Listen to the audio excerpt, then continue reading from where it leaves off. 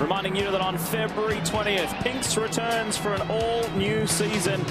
Loads of drama and even more to lose. Don't miss the season premiere of Pinks, February 20th, 9 p.m. Eastern, 10 p.m. Pacific.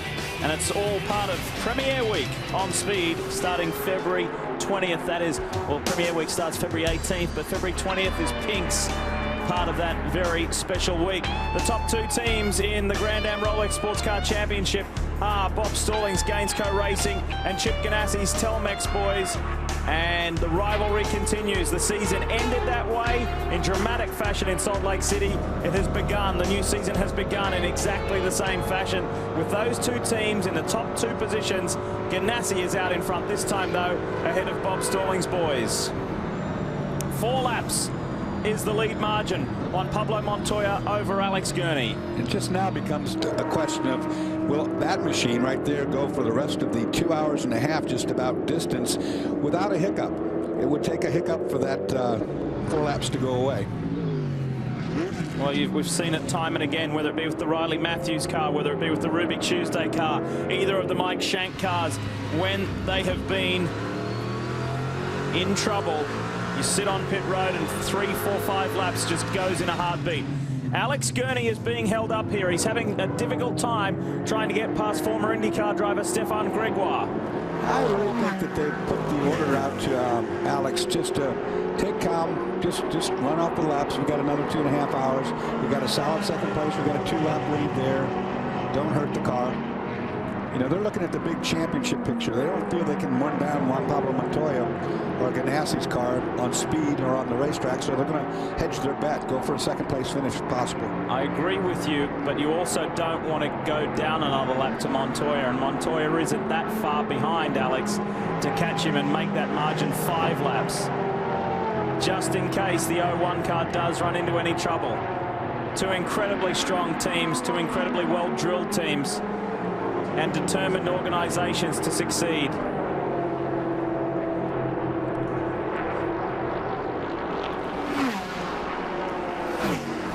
Last time round, the lap times were significantly different. Alex Gurney a 1:46 up against Montoya's 1:52.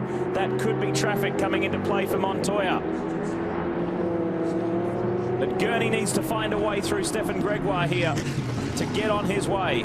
Doesn't look desperate. You watch him in the brake zones. He's just kind of coasting the car on in there. Not really, you don't see any drama going on. So I don't think he's real hard pressed about it. I don't think he's irritated at the 7s in front of him.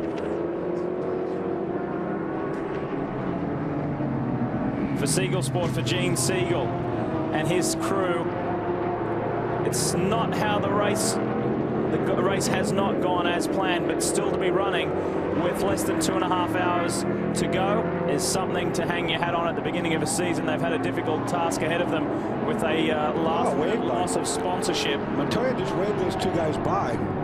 I saw his hand go up like he left the steering wheel, and he let the 2 competitors behind him just gave him that road. Easy passage through, make the situation simple. Well, it shows you the same thing. It shows you that Juan's on the same orders. Don't mess with these guys. They're not in this race. You know, they're laps down. Just let them go. Well, he is the one in cruise mode because he's lapping in the 151s. Gurney is lapping in the 146s. So there's a considerable speed difference out there at the moment between the lead car and second car. Or is Montoya having overheating problems? You know, we haven't heard anything more about that. Good point. But they changed those radiator inlets and so forth. Calvin? Well, remember when I spoke to Timmy Keane about how you control the rest of this race without problems, he said all we need to do is run 150s and above. He said we're really not under any pressure now in terms of performance. We just need reliability. So I think you guys are spot on. I mean, they're just dialing it back in terms of the leaders and just trying to look at the pace that they need to run. I mean, it's a big deficit for the 99 to make up. The 01 is certainly not going to take any chances, but you have to stay in the rhythm. Yeah, that's what you were talking about before, Calvin, staying in the rhythm. What happens when you slow up, and you slow up a lot, 3 seconds a lap, is that your timing gets up. You've been doing this now for 23 hours, and you turn it in a certain spot, and you break at a certain level. You take that back and back it up, then you start turning it too early, making fundamental errors, and it's hard to reprogram the old ticker. Let's run down the order for you so you understand who is where. We know Montoya's leading, Gurney second. Elio Castroneves, first time out for the Penske Taylor Racing team, the Toshiba Pontiac Riley. Superb effort. That's the team of Castroneves, Ryan Briscoe and Kurt Busch. Sit in the top three. Nick Johnson for Krone Racing in the Pontiac Riley 4. Michael Valiante in the SunTrust Pontiac Riley 5. Oswaldo Negri in the Ford-powered Riley 6th. Eric Van der Poel in the Pontiac Riley for Krone Racing 7th. Mark Goosens in the Pontiac Riley 4. Riley Matthews is 8th.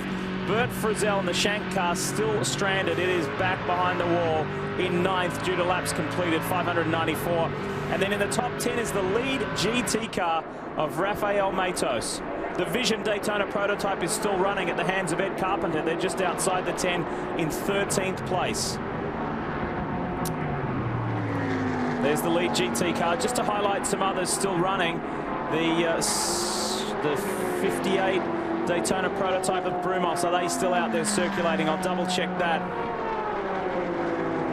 Robin Liddell in the 57 Stevenson Pontiac still going hard, chasing a fellow Pontiac driver in Kelly Collins. And Dominic Farnbacher, the 87, a little further up ahead from him. Let's get an update from Mike Shank. Well, the Mike Shank boys continue to battle on. Justin Wilson, one of the drivers in the 60 machine. Justin, we saw you have some problems there in the first couple of turns early this morning. Talk us through it. Yeah, everything was going quite well. We were trying to make some time back up and was pushing hard. And I think I've been in the car for about 2 hours and 45 minutes at that point. I was just managing a few problems that we had, and I allowed it to distract me. I ran maybe 6 inches wide coming out of turn 1 and caught a hole. That broke the rear suspension, and the car just took off across the infield on the wet grass. It just wouldn't stop, and that tore all the front off. You're currently running 6. You talked about a few little problems. What is the state of the car right now? Well, I think we've changed a lot of the bodywork so far throughout the race. We've had different things. You know, we were having a high water temperature at the time, but obviously we've changed that now. So I think the car's running strong, and I'm just disappointed that I feel I made a mistake that cost everyone at Mike Shank Racing a possible podium. And they've done a great job to get the car back out. It would have been really nice for them and also for the new sponsor, Westfield Insurance, to get a result here. You came so close a couple of years ago, finishing second. When you can taste it like that and you come back and it keeps kind of eluding you, what sort of frustration factor is there with that?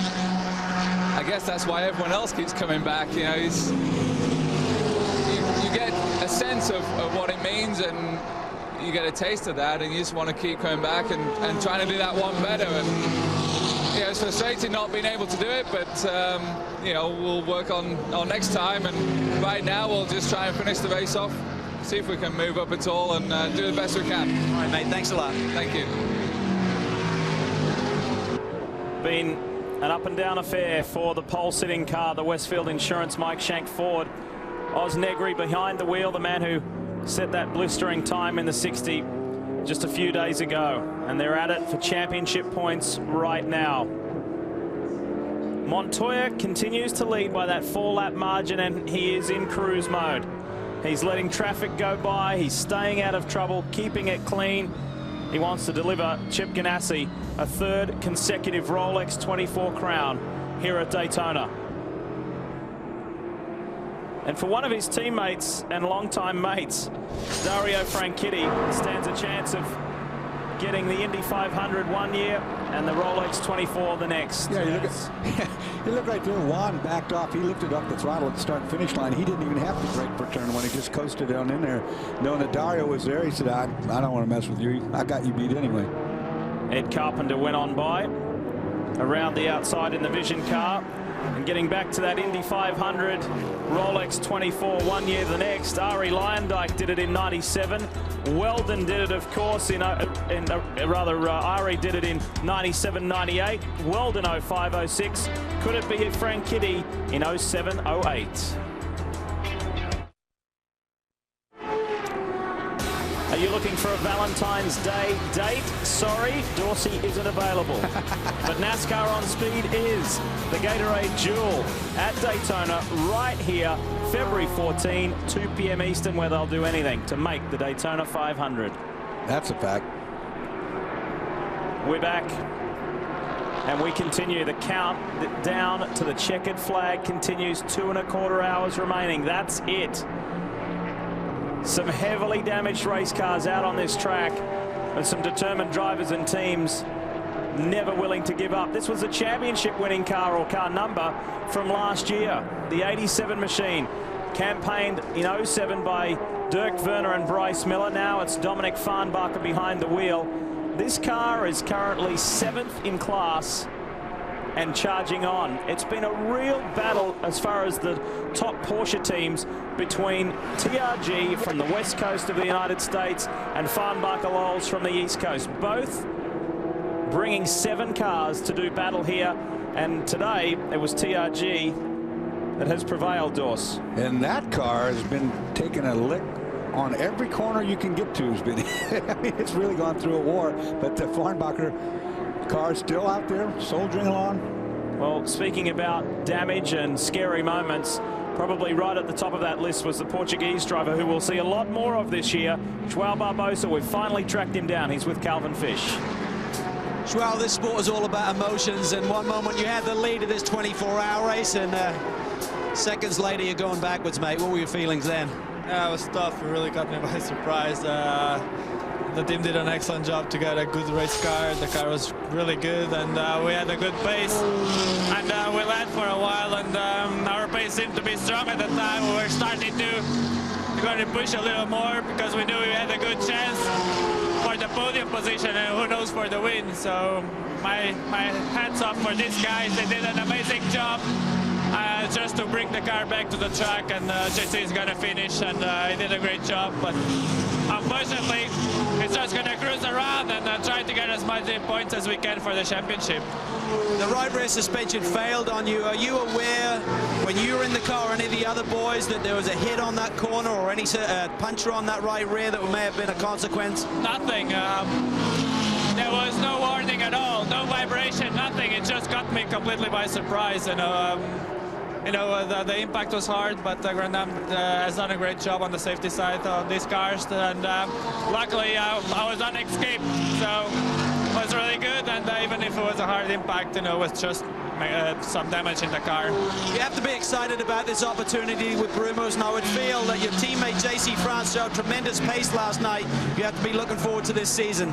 Yeah, definitely. I'm really looking forward for this season. I enjoy racing Grand Am a lot, and Brumos Racing and with Mike Colucci, they do a good job. The car runs strong. We have a good race car.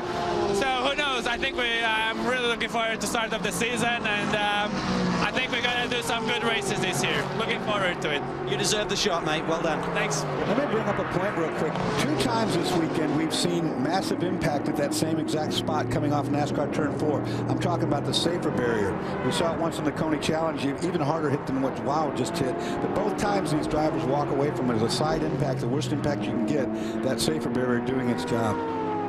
From one championship contender last year in the 87 Farnbacher Lowe's Porsche to another one, the 07 Banner Racing Pontiac. Kelly Collins is driving the car right now and is 1 position behind the 87. So he's running 8th in class at the moment. Valuable championship points on offer, which means a lot when we get to the end of the season. And Joao Barbosa made a point there about JC France being behind the wheel of the 59. He said he'll just cruise and gather points. He's down in 12th position in class, which equates to 19 points. Some championships we've seen year after year go down to 1 or 2 or 3 points, Dorsey. So 19 is valuable. And that's why you put those cars back together when you have it. And so if you can anyway get the car to continue on and run, forget about this race, but look forward, because this championship runs to the end of the year. And you're right, championships are won by 1 point. So 12, 13 points, yeah, I'll take that. That's why you see these teams and drivers and the engineers, the owners, so determined not to give up. Like the Mike Shank crew with the 6 car still working, trying to get the machine back out on track for Ian James to go around and get some points. He and John Pugh will campaign that car all year round. And at one stage, multiple times, a race-leading car. There used to be a rally called Press On Regardless, and I think that was inspirational to me. That was the way I always approach things. Now we have a crash again. 17 Porsches in the tire wall. Not hard. Uh-oh. I guess it's the same. We got more than 1 car down here. Ron Zitzer it is in the 17 Terra Firma Porsche. There's that car, and I suspect there might be another one. Ron Zitzer, longtime SCCA competitor, has not hurt the car. Looks like a simple spin into the tire barrier. That whole turn one, another safety applaud from me. The paving of that. Let's see if this is what's happened. Oh, let's see. Look a little wiggly at the back, and we'll see what happens. And just too deep. Well, way too deep. Now he's out there where all the dirt is, and around it goes, and this impact bends the wing a little bit. Let's ride on board and see what this pirouette looks like. Oh, I just heard a tire. It sounded like a tire. Something flat.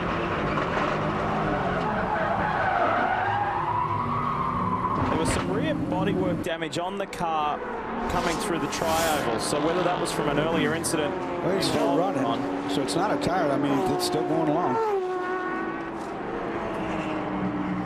Let's stay on Porsches. Let's stay within the GT class, and let's hear with one of the main campaigners, a former race winner here at Daytona International Speedway. Kevin Buckler talking to Andy Lally right now. I know you're talking about strategy. We're looking at this race. You guys have cars second, third, and fourth. Tell me about the 67, first of all. Still having some problems with temperature? Yeah, they're all having problems with temperature. Looks like all of our radiators on the cars had all gotten kind of smashed flat. Not really sure what happened. We've run these cars for 3 years, maybe just a different type of radiator or something, but you know, all the debris from the night, the rain and the mud really clogged them up. We tried several times throughout the night to unplug them. The guys did a great job. We even pulled the nose off 66, but no matter what we did, we just can't keep the temperatures under control. We got the drivers going park throttle. We got the guys going low on the RPMs. We're doing everything we can to nurse this thing around. We assume the Moss is going to make it. If it didn't, wow. If it did, congratulations, guys did a great job, and we'll take our 2 podiums. Well, I know it's a struggle to get to the end of this race at any time, much less win it, but season championship is important to you too. I know you got Bryce Miller in the 66 for the year. I know he wants to win this championship. Are you really looking at today, or are you looking at the season-long battle? Big time, long term. We need the points, you know. We've lost out a couple of times just on tiny little points. Last year at Miller, we had our little problem at the end of the race. 2 years ago in Mexico City, you know, right at the end with Andy and the flying Murray or whatever it was. And anyway, we really looking long term. We know we always do, and we got to keep true to the cause here. You want some more to do this year, Kevin? I mean, you got your Rolex stuff, you got your truck stuff, you got your winery. What else do you know? I mean, is there something else you want to do? I think I'm pretty full right now. My wife would kill me if I took on any more projects. By the way, hi kids. Hi Deb. Good luck, Kevin. Tell him I got a boat he can help on. And he is a super busy guy. There's Andy Lally with him. And haven't they got an exciting 2008 coming up? Andy will do several races in the Rolex Series GT competition. Let me tell you how many. Andy's scheduled in for 4 races this year. Brian Sellers will do 5, and RJ will do 9 races in the 65. So the 66 belongs to Bryce Miller, who's currently in the Marquis Jet Porsche right now, and Ted Ballou. So that well-known Porsche GT number will continue in Rolex Series competition. Montoya cruising with a 4-lap lead over Alex Gurney, who's still staying well and truly hard on the pace. He's down now into the low 1 minute 45, so Gurney is not backing off.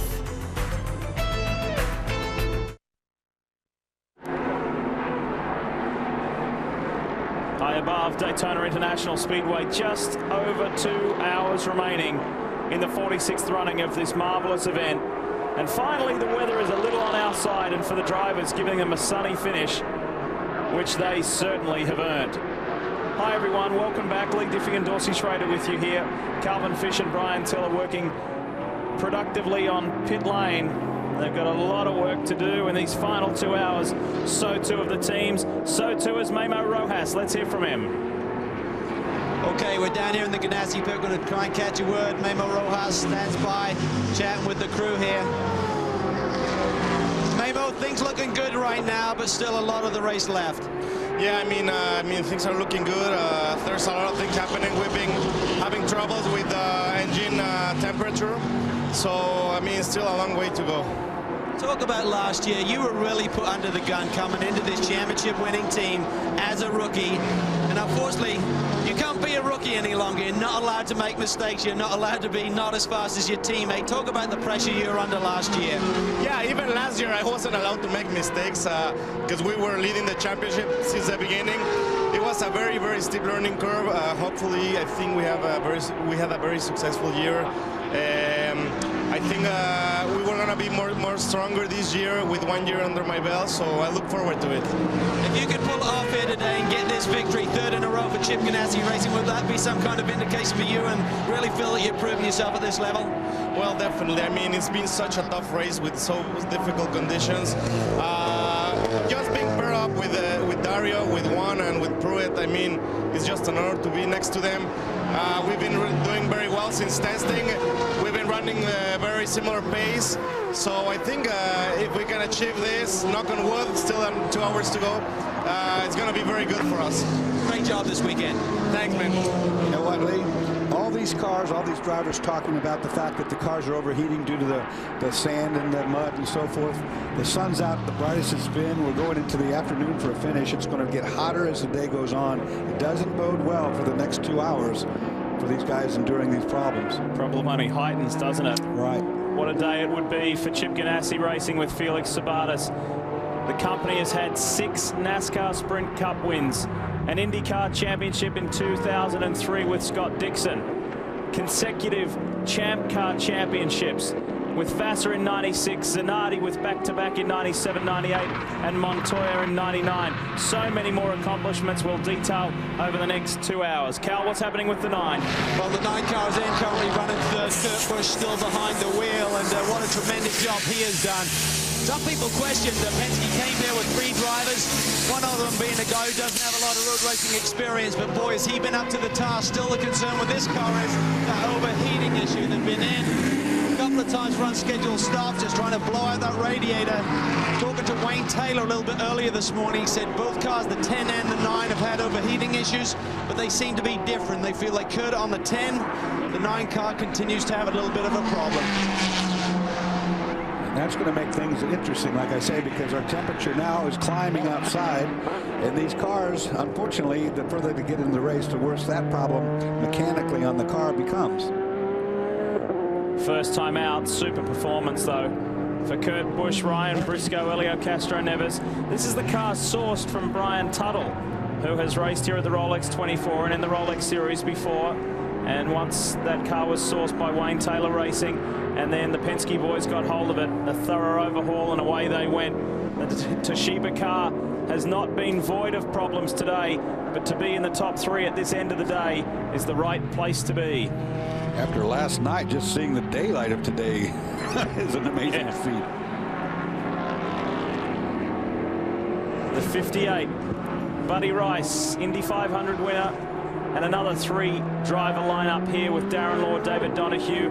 Boy, was it a strong start for these guys, and they've been plagued by problems. But the car is still running, and valuable championship points to be had. There's some 8 laps down on the sister car of JC France. So at this stage, for another 2 hours, it looks good that both Brumos cars will finish, but certainly not where they would have hoped. There's the sister car with JC France in it, and a big pat on the back to JC, because last night he was in a pretty hot battle, I think with either Joey Hand or Patrick Long, one of the guys in the Ruby Tuesday car, and several others, and he was really handling himself well. He's come a long way as a driver, for sure, JC has. And he was showing them last night that there's not going to be anybody to be fooled around with. And these cars also have shown that they're very good this year. I'm impressed with them coming out of the box as strongly as they have. It was very unfortunate for this car while leading. Joao Barbosa had that suspension bolt break and put him in the wall, because what if? Yeah. A lot of what ifs here, though, isn't there? Yeah. And you can see the car's running fine at the moment. He's turning respectable lap times, so that's just how it goes in endurance sports car racing. Under the 2-hour mark now until the checkered flies in the 46th running of the Rolex 24. The Vision Porsche is on pit road one more time. Ed Carpenter behind the wheel. They're in 13th overall and still in the top 10 in DP as we climb aboard the 10 with Canadian Michael Valiante. Let's take a ride.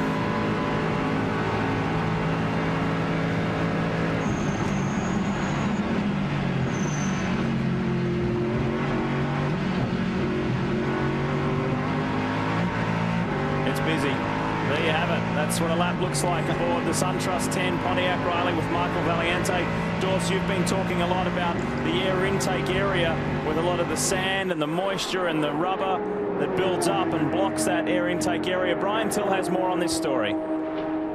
Guys, you talk about the overheating and all of the cars and the stuff in the radiators. This is a good example of some of the stuff that's coming out of the radiators. It's been so wet.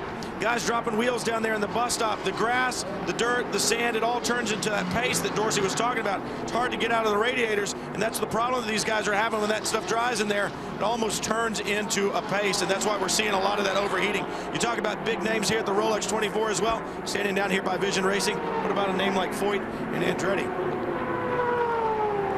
And there is Vitor Meira complimenting the driver lineup at Vision, and their car is still running. Boy, riding on board there in the 10. Boy, that brought it all back home to me, I'll tell you that. That's, yeah. Did you enjoy that? I could feel that. Yeah, that's all too familiar. This is a fun place to drive. There's no doubt about it. This racetrack is really special to me. It'll be even more special to Chip Ganassi and his driver lineup if they can hang in there for another hour and 53 minutes.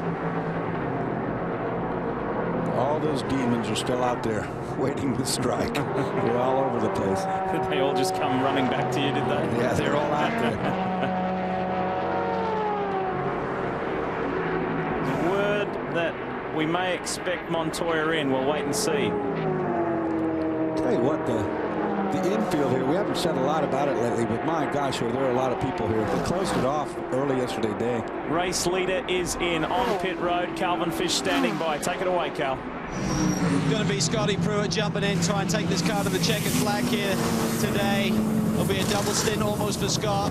Good timing with when this pit stop is happening. It should be one more stop for these guys without any drama to get it to the checkered flag.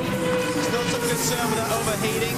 These little gurney flaps they put on the outline. I see some of the duct tape is actually coming adrift there. I'm not sure if they're going to try and fix that issue because it could tear off here pretty quickly and then not be effective in drawing that air out through the radiator a little bit faster.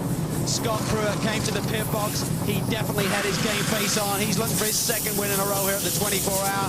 Probably from Scotty's perspective, he's had a little bit of a drought and winning one of these drivers' championships. And I think Memo Rojas is better prepared this year to assist Scott with that championship charge. Good clean stop, nice and easy with the clutch. He realizes just be conservative here, save the equipment. It'd be lovely for him to take it home. It'd be his third overall win here. Jack Roush used to make us, Scott Pruitt included, practice leaving the pits. Didn't like that burning out the wheel spin stuff you see most of these guys do. He liked a nice, easy, just you saw that right there. Nice, easy, roll out on the clutch. Don't break my half shafts. There's one. And a big pat on the back for Juan Pablo Montoya. He's with Calvin. Juan, the 24-hour race, still a long way to go. How's the car feel? It's pretty good. It was getting a little hot. You know, we got a 5-lap lead, so we decided just to back off and just bring the car home. You know, Telemix target car has been amazing, and just everybody here. We worked so hard for this. You know, it was drove about 9 hours. It's been crazy. I know that the team has asked you to back off the pace a little bit, but when you get out of your rhythm like that, is there any concerns with that? No. It's, you know, we're rolling in start finish line. We're out of the gas already. You know, looking at the car, not running any curves. Just, you know, we got enough of a lead that we can just cruise it on. To come here last year and win it, what would it mean to you to win it 2 in a row? I mean, this is one of the biggest races in the world. 24 hours, so many things can go wrong.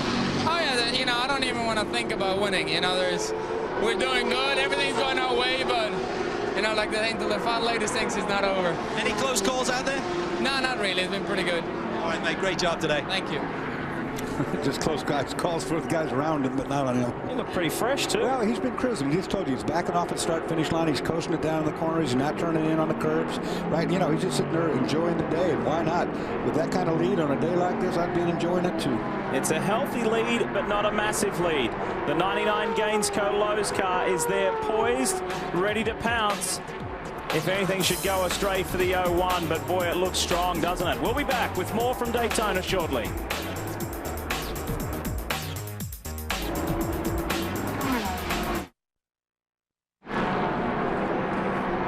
Chairman and CEO of NASCAR, Brian France, is he standing with a triple Rolex 24 winner in succession. Chip Ganassi with Felix Sabates Racing.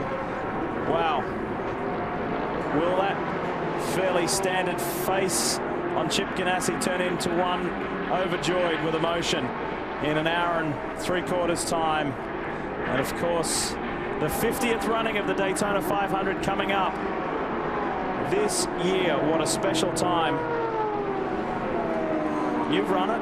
Yep. Qualified. You started on the second row. What does that mean to you? This was the biggest race I ever ran, the Daytona 500. When you're sitting down there on those cars and they're announcing the drivers, and you look up at these 300,000+ people, if that doesn't get your attention, you're dead. We'd like to once again acknowledge the great aerial shots and the coverage being brought to you by DirecTV, proudly now broadcasting over 75 national HD channels. Thank you, DirecTV, and thanks for the great shots. It's nice now with some sunshine, right? It's very nice now. It's nice unless your engine's overheating, and then you're wishing it was back to raining again. A reminder too, 112 days, the countdown's on until the NASCAR Sprint All-Star Challenge right here, live on Speed. Look at that bird towing that banner. That's unbelievable how strong it is. Beautiful blue skies above the speedway here. Pruitt, Gurney, Castroneves, the top three. Nick Johnson 4, Angelelli 5. Nick Johnson is only 36 seconds behind Elio Castroneves. The Krone car has an opportunity to get on the podium. And look at this, the 6, the former race leading car, is back out on track. For Mike Shank Racing, Ian James is behind the wheel, and they're running 17th overall. And more than likely will be the fastest car on the racetrack, because everybody that could have ran with it is now in cruise and collect mode. Fastest lap for the Daytona prototypes, incidentally. Not sure who was in the car on lap 88, but it was the trio of Buddy Rice, Darren Law, and David Donahue. The 58 Brumos Porsche, fastest in this race. And for Michael Shank, what a great job. I mean, you could see the dejection after this car had its problem. They had to rebuild the whole back of the car. They put a complete new rear back, bell housing, everything, knowing that they're just going out here to make some laps. But he soldiers on. And what a disappointment. I mean, this place will just reach out and grab you. Haven't missed anything in GT. It's still Rafael Matos for Speed Source, the Mazda RX-8, the Castrol car that leads the way from Bryce Miller, Spencer Pumpelly, and Jim Pace. The trio from TRG, 2nd, 3rd, and 4th in class. And then Damien Faulkner is in the top 5 in the GT class. We have spoken a lot about this car, the 9, the Penske Taylor Racing Pontiac. Let's go down and hear from one of its drivers. Well, a fellow Aussie. Australia Day yesterday, mate. Leigh Diffey must have told me a million times what it was, but how's the run been going? Currently running 3rd. Well, there's no beach and barbecue, but it's been a lot of fun out there. It's been just so much thrown at us, you know, but it's just been amazing. It's amazing the adrenaline, how it just keeps you going all night long, and the car's been running really strong. Our pace has been really fast, and we're just trying to nurse it a little bit now and bring it home. Looks like we've got a good 3rd place car at the moment, but you never know. We're just going to do the best we can and see how we finish up here. All right, mate, let's move across. Michael Valiante running with the SunTrust team. Michael, you just jumped out of the car. How are the track conditions right now after the night? There's quite a bit of dirt and debris on the track, and there was some, I think a car lost an engine, so there's some oil dry. But the car is good. I mean, we can run the pace with the leaders. We made up a lot of time, but we just fell too far behind in the beginning. Points so important, though, getting some out of this first race. Yeah, definitely. You know, through all the adversity, fortunately, we were able to come back. The SunTrust team did an amazing job, so it's a good position to be in for the year. Well, Wayne Taylor just came by, said we were only talking to the young drivers. We moved him out of here, and we're now going to talk to his son, Ricky Taylor. Ricky, what an experience for you. Young guy, being drafted in on the championship caliber runs here. How was your experience with your first 24-hour race? Well, getting in the car for the first time, I mean, it was so intimidating. I was so nervous before I got in, but once I was strapped in, I got real comfortable, settled in, and got pretty lucky with the traffic, and had a great experience. You led for a lap there before you made that stop on your first run. You got back in again this morning. What are you learning each time you get back in the car? What do you take back to the driver's seat? Well, before every stint, the Sun Trust team just been so nice to me, teaching me all the new things that I need to know. So just having a great time. Congratulations on a great run and keeping your nose clean, mate. Well done. Thank you very much. You impressed, Dorsey? Only 18 years of age. Absolutely. But, you know, I said that at the beginning when the controversy, should you let him run or not? I said, yes, let him run, because he's taking this seriously. He's got the weight on his shoulders. He's not going to make a mistake, and he's going to learn a great deal from this. So he's done exactly what I expect he would do. Pretty staggering statistic just at the top of your screen. Just under 6 hours in this race under yellow flag full course caution conditions. There has been a record 23 yellows in this race. That's Elio Castroneves, and you can tell that the sun is affecting him as he's got the dark visor on and he's got it down. Most of the time you'll see these guys running around with the visor up to get some air. But that sun really is at the direct angle of your face in some of these corners. And of course they've been in the dark now for 23 hours since the sun hasn't shone until just a while back. And while the IndyCar series finished quite some time ago, obviously Elio's commitments with Dancing with the Stars, then winning Dancing with the Stars, but then the post-competition PR, promotional, marketing activities as the champion with he and his partner, it's been quite an exhausting off-season for him. So then to come in here straight away, jump into a 24-hour and go again and go hard, and he's in a podium spot. Now don't tell a lie, can you dance or not? No. Should I ring Kim and ask, or no, I'm not much of a dancer anymore. I used to think I could dance, but I was wrong. But he's probably, quite honestly, glad to be in that car by himself without all the media attention, without all the hoopla. He's back in his own element now. It's one of the nicest things about driving a race car is that you're really in your own little game. Fourth place car, Crone Racing, is in. Very impressive run for these guys, Lee. Nick Johnson behind the wheel. He'll lead the charge this year along with his teammate Ricardo Zonta. So it was a gamble when they thought about coming here with a new chassis, switched back to the Riley, and it's really paying off in dividends here. Looks like they're on line for certainly a strong points finish here, and this is going to be a very strong combination in this championship run here. So there's going to be so many strong cars out there this year. Nick Johnson, he's got a busy season ahead of him. He and Tracy Crone are going to compete in 4 American Le Mans Series races again, as well as Le Mans. And Nick, after that stellar performance on the road courses last year in the Busch race, is going to have another program there and possibly some cup running too. So he has a busy slate, and there's a new baby boy, Max, along with his wife Elaine as well. So a lot going on in his life. Well, it's looking good for Crone Racing, because between both cars, 75 and 76, they've only had one, make it 2 top 10 finishes from 3 years. So we wish them well. They got both cars in the top 7 at the moment. So team principal Tracy Crone will be very pleased with that. You saw in that shot that Mark Goossens has been out there doing a little agricultural racing. That was the 91 coming in with a snoot full of grass that the Riley boys have taken off and sent him back on his way.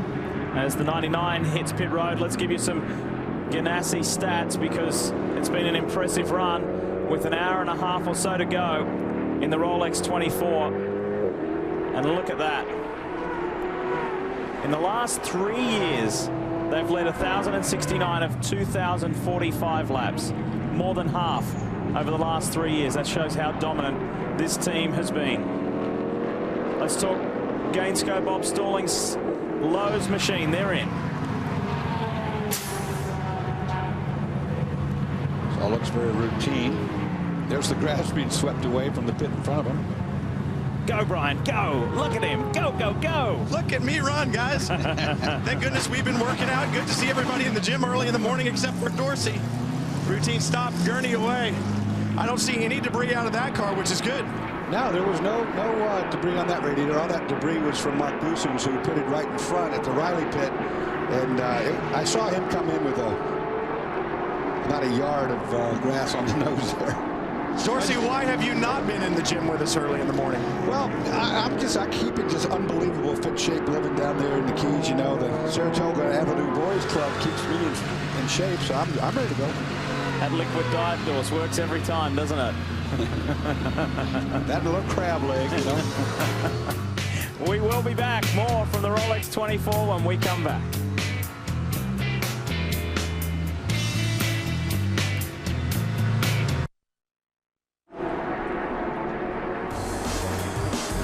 joining you tonight on Speed at 7. All the highlights of this event, the Rolex 24, and plenty more, where we take you behind the scenes and give you the in-depth news on the Speed Report tonight at 7 p.m. Eastern, 4 p.m. Pacific, right here on Speed.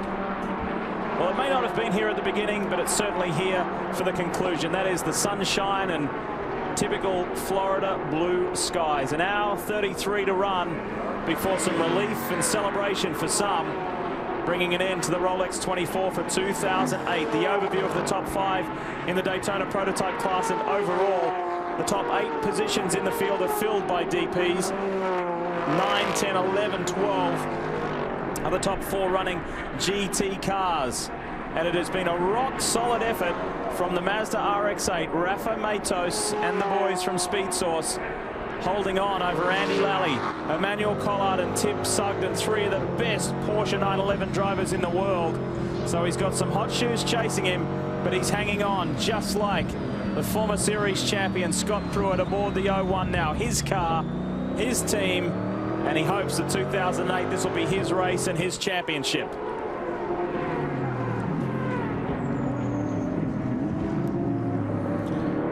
Well, nursing a car to the finish is not something that Scott Pruitt is not real experienced at. He's done this so many years, and of course this car, overheating problems, whatever, Scott will be aware of that, and he's been in this position so many times. Brad Yeager's in the 77 for Kevin Doran. This will be the first time that Doran does not, Kevin and this team will not get a top 10 finish in the Rolex 24 at Daytona in the DP era. Remember, this car lost a rear wheel and sat out for quite a while before one of the flatbed trucks was dispatched and got him back going again. The racer's edge, RX-8 continues to pedal. Ken Dobson is behind the wheel. They had some fun during the evening as well. We've just gone past noon here, local time Florida. If you're just joining us, welcome. It's been a memorable Rolex 24 once again. Ken Dobson had a target painted on him last night. Everybody taking pot shots at him. He got punted off all 4 corners. But that car must have been built, you know, out of something really strong, because it still looks pretty good. And believe me, it took some shots last night. It's the 34 machine of Tom Papadopoulos is running in that car right there. Yes, it is. That's the Orbit machine. That car's pretty clean. All 4 corners looking about like when they started yesterday. Johnny Mollem qualified that in the top 5 in the GT class, but they're certainly well down the order right now. The 06 Banner Racing Pontiac GXPR minus the hood. It got slapped up on the windshield earlier in this race. They're down the order. The team principal, Leighton Reese, driving the car, 40th position overall, currently 24th in the GT class. And a rough go for the Banner guys. Of course, they're soldiering on. They're trying to get a good finish out of it, but boy, they've struggled, no doubt about that. Well, they will, so long as Kelly Collins remains where he is, they will finish as the top Pontiac GXPR. Kelly is in something around 7th, 8th in class at the moment, so they will still be the top Pontiac GXPR. Our pole sitter, Oswaldo Negri, currently maintains 6th position in DP and overall. Behind Max Angelelli, ahead of Eric van der Poel, who we'll see a lot more of this season representing Krone Racing. That's such a strong feeling for this car. I really thought this would maybe be the car that would win this year. Unfortunately, ran into some difficulties and had to do a lot of repairs, but the guys have done a good job. Car's still running. Most of these cars, you look at that one, look like they've been through a war. I mean, they're just all beat to death just about. And then occasionally you'll see one that doesn't have a scratch on it. Josephina running in one of what was 2 Autometrics Porsches that started this race. It got off to a pretty ordinary start when Anthony Lazaro was hit by another Porsche driver right at the wave of the green. The 03 Vision. Porsche Crawford still running ahead of the 58 Brumos. Leighton's coming in with the Pontiac. That's what all that light flashing was about. He was turning on his speed limiter as you see him come now on the pit lane.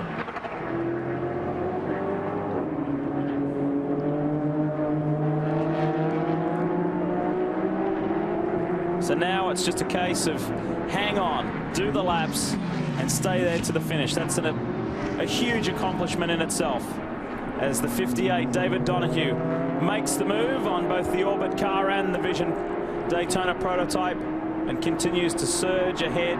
Will eventually get 1 position ahead of the Ruby Tuesday Porsche that has not returned to the racetrack. Sadly, was at one stage a race leading car. Back to the 75 of Van der Poel. 7th overall for Krone Racing.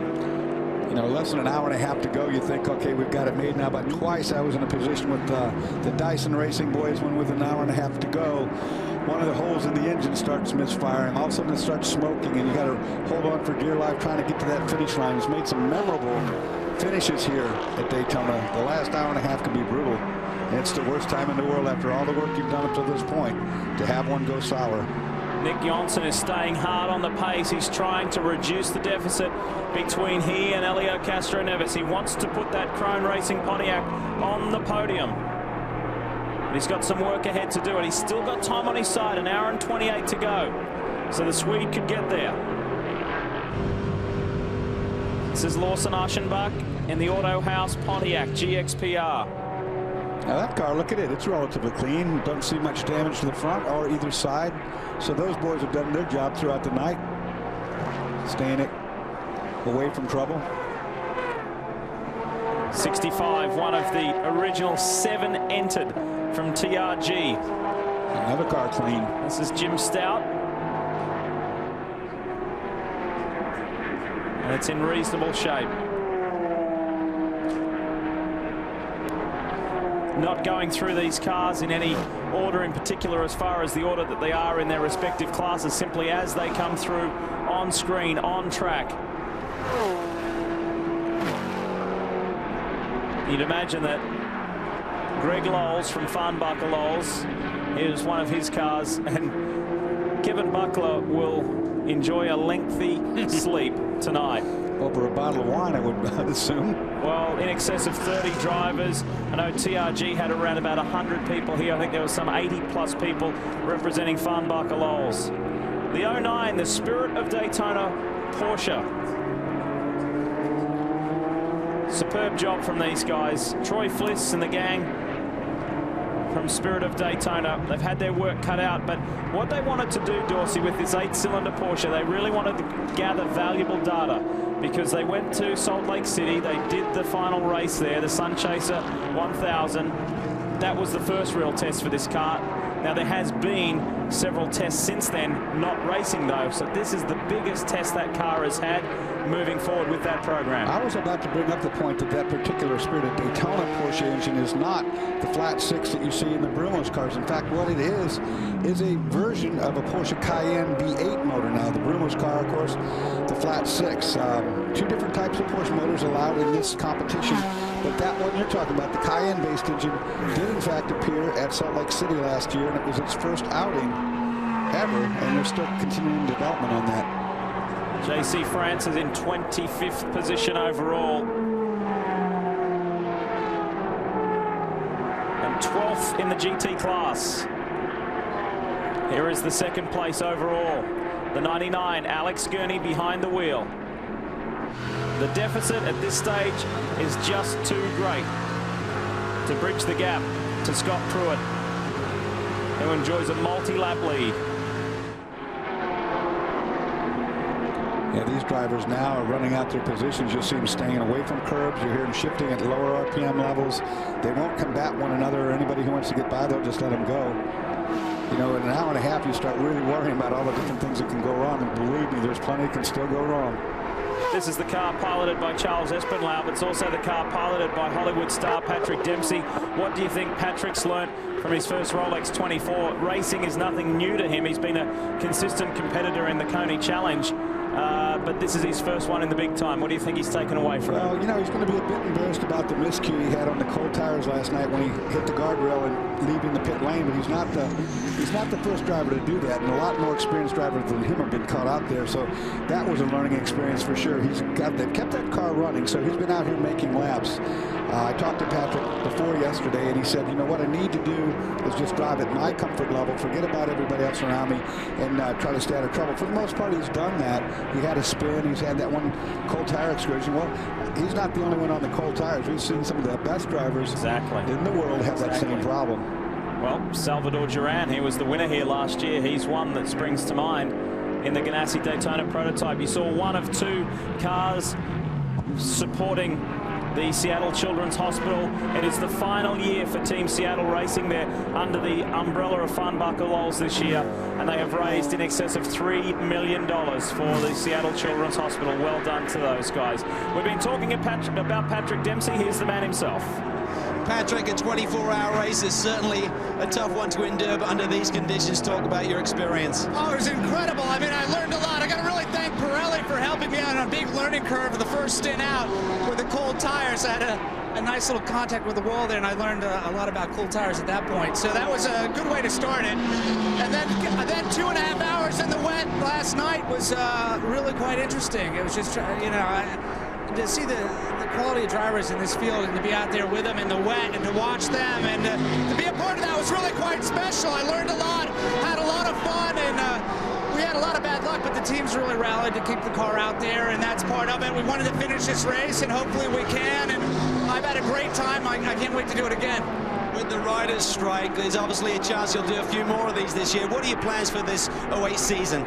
Well, I hope to continue on with this car and maybe add another one. We'll see what happens. Really happy with Mazda. Their support to me has been phenomenal, also to the team, and Sobe Lightwater. They've been just tremendous sponsors, so hopefully we can continue that relationship through the rest of the year and, you know, continue to improve, to finish races and to get competitive. I think to come here the first time out, we just really wanted to do a good show and sort of finish the race, and we've done that. We had a little tough luck at the beginning, but everybody rallied, and that's what you have to do. So it's been great. I've had a tremendous time here, and all the teams to be around it, and just being here with the energy and the camaraderie has been phenomenal. Awesome job, mate. Well done. Calvin, I want you to ask him, are you too short for Hollywood?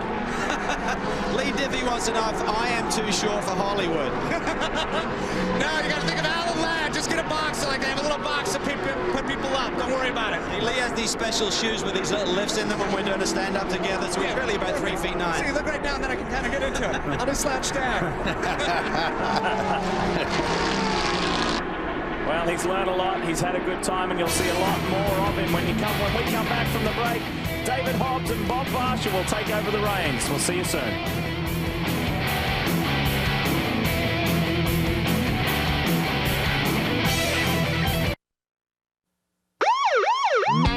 It's always an interesting race because so many things happen here. Hey, hey, Mr. Policeman. Probably the weirdest is when they stopped it in the middle of the night and I had to lay on the pit wall for 2 hours while the fog went away. I could smell sausages and burgers, so there's no way that was fog, it was barbecue smoke. Go on, shoot me with the radar gun. What happened is when I was shifting with Kirk, I think he dropped a big one there because when I wanted to walk into, drive, it was horrible. So Kirk, man, go to the bathroom, buddy, before you do that because it's bad for me. Catch me if you can. I peed. It only usually happens is when it's under a yellow. We had to stop on the track. Nobody was allowed to touch the cars. Nobody was allowed to come to the car. And you're under a full course yellow for like 10 laps. And it went on and on and on, and I needed to pee. Yeah, you can feel it coming on, you know. I just radiated to the guys. I said, guys, I got to pee in this car. What the hell with it? I had no option. Oh, the problem is, it's difficult to make it work. I'm in the jailhouse now. I've done 45 24-hour races, and we look like death. We smell like a polecat. So, I mean, what the heck if there's a little bit of pee on our trousers? I'm in the jailhouse now. That's right. You want to stay hydrated when you're a racing driver, and sometimes you can overhydrate. Well, the proper thing to do, David, is that when you get out of the car to make sure that your teammate getting in knows that you had to. This is what I wonder. Why don't they just drill holes in the seat to let... Well, never mind. Terry Boonson used to just think I sweat a lot.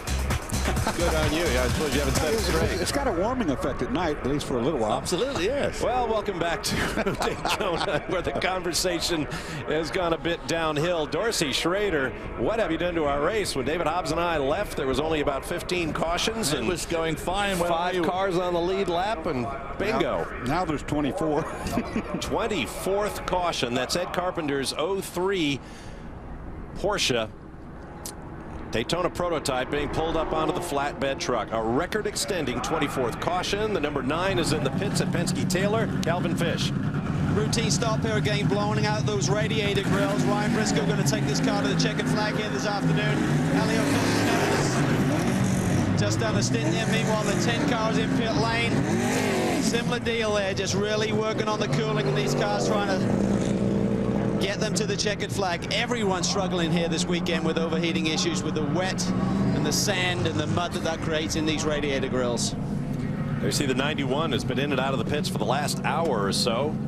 Happy to join you once again. I'm Bob Varsha with David Hobbs. Dorsey Schroeder remains on the booth. Great job by our colleague Leigh Diffey and the boys down in the pits.